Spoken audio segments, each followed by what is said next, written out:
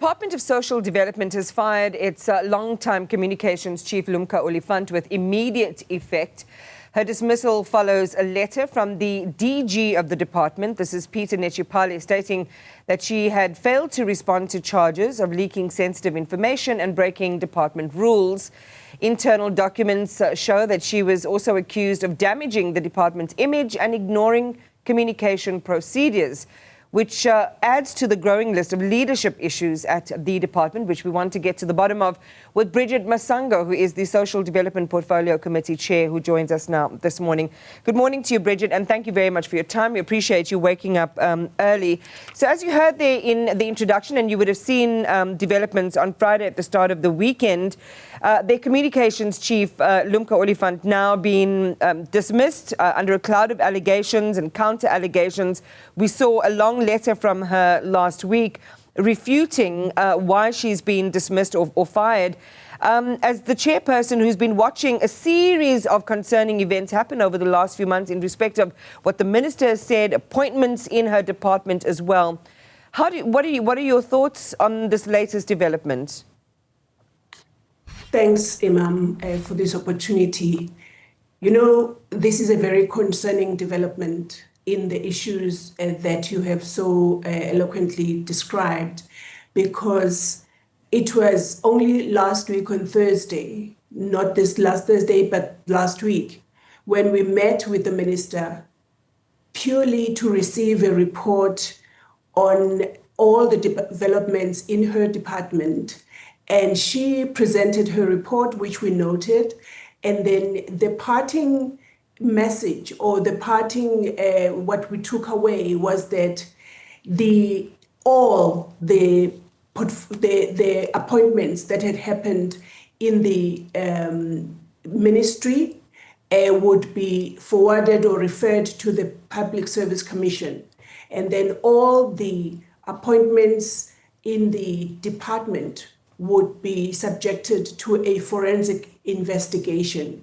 And then we said that as the portfolio committee, we would seek legal advice from the parliamentary legal services.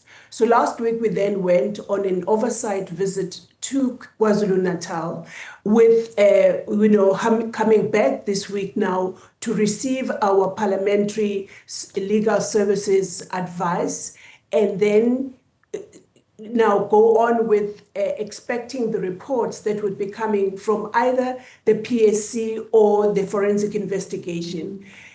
It was completely unexpected that we then saw that the DG received a letter that he was being charged, and then later the termination of employment of the former communications spokesperson of the department.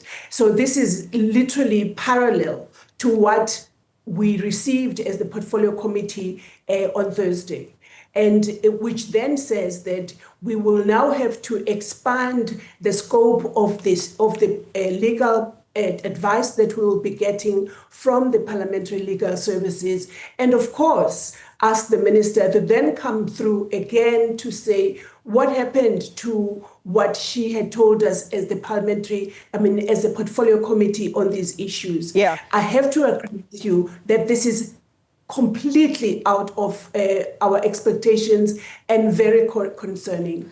And it's concerning because, if you go back to the principal reason this ministry exists, it's for the most exposed and the most vulnerable people in our society. This is certainly a distraction that we cannot by any means afford.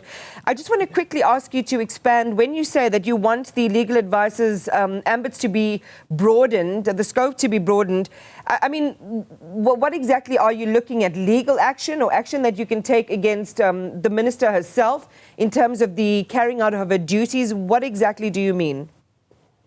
I really would not be able to say what I'm expecting, because we just thought we need to be advised as to what to do. There are a number of parliamentary oversight mechanisms that are available to us as the portfolio committee or as members of parliament, committees in parliament. But in this particular case, This has to be advice that will not make us overreach, but surely to stop what is going on at the moment. Because now, as you say rightly, this department, whose sole aim or sole mandate is to look after the vulnerable in the country, is now just continuing in the media for the most wrongest reasons.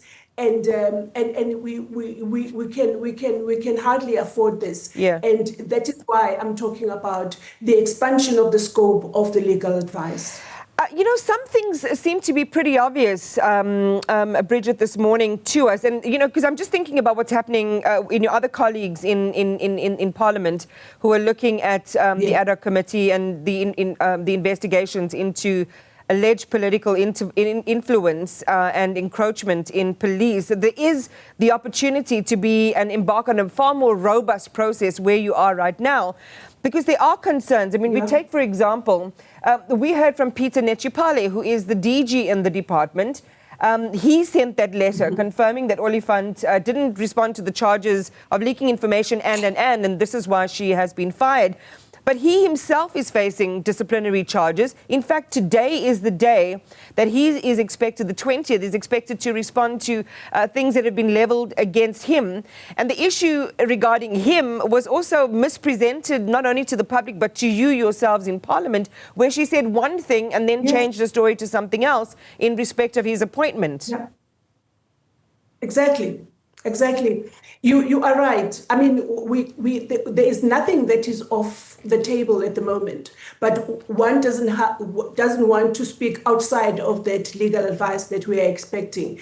But you are right to say there has to be something that will stem this tide of just things happening when we receive one message and then a different thing is being done without even, picking up a phone to say, you know what, that report that I presented, I've really been advised, or I've reviewed what I said, and this is what I'm doing. So that I don't come here to you and just say, oh, this is what has happened, and tell you exactly what you know has happened, except to say the minister would still come through to the portfolio committee and say to us why it is that she has now, changed tact and now has taken steps that she has taken. Because, the woes continue. I mean, there's still the issue, and I'd love your comment on this, the appointment of Lesedi Mabilecha, who's the acting chief of staff now, in the wake of the exit of Zanele Simmons, who was the previous chief of staff, who was, by the way, being blamed by the minister, if my understanding is correct and accurate, Bridget Masango, that she was being charged with having made that appointment, which the minister was upset about, apparently, because it brought her department into disrepute. Zanele Simmons is taking that on review, and I believe is also taking legal action regarding that. But if you go to Lumka Olifant's very long release, because it was released on social media, to the public about the internal concerns that she had within the department, especially with regard to the maltreatment or alleged maltreatment of the CEO of SASSA in meetings by the minister. This speaks of spats and counter-spats, political point scoring, appointment chaos. It doesn't sound like things are well there by the department. Not at all. And this is very concerning, because when the minister came to the department, when she was appointed, and we had our first meeting with her, she listed to us as the portfolio committee her first business, what she would do. And she sort of followed through and did what she said she was going to do, like appointing key people in the department and entities, like the CEO of SASSA, like the DG himself, like, the DDG of social services, and so on and so forth. But what has since happened is undoing all that.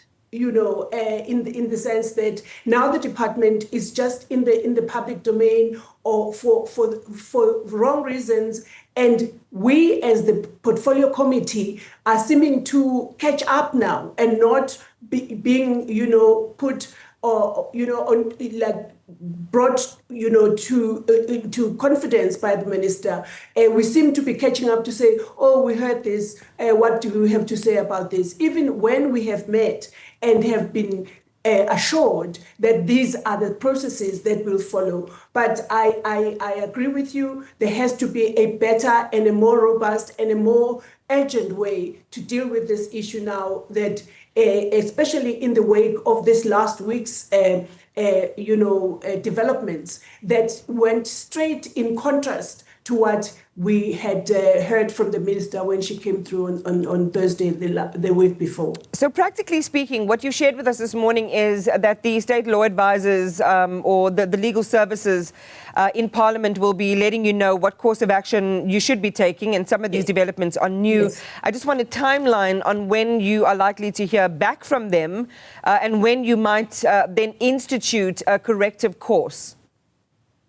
Well, it's this week that we are hearing from the legal services, because obviously we asked for the advice the previous week before we went to KZN last week. So we are expecting that advice this week. And of course, we need to take action immediately, because obviously as I say, we are catching up, and that's not the right way for things to happen. Although we are oversighting actions of the executives, but in something like this that has been now ongoing for quite some time, I think from the beginning of September, things have been going on in the department. We need to be, as the portfolio committee, we need to get on top of issues and as I said earlier, to stem this tide. It's not a positive tide at all, and it does exactly what the minister is saying in the letters, to say the department is being put in disrepute and things like that.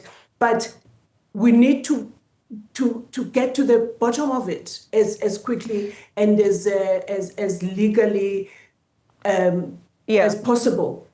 In closing, I mean, do you really think you're working fast enough? I mean, South Africans are really at a space where we just feel so taken for granted, and taxpayers' money just evaporates, and as people, allegedly abuse it. Because I'm thinking about the information that was leaked and allegations made about that 3 million rand New York trip by the minister. As far as I recall, they haven't yet been publicly clarified. And I just want to find out whether the committee is going to demand that the minister table a complex and detailed audit report from that trip, and when we're likely to get answers around that.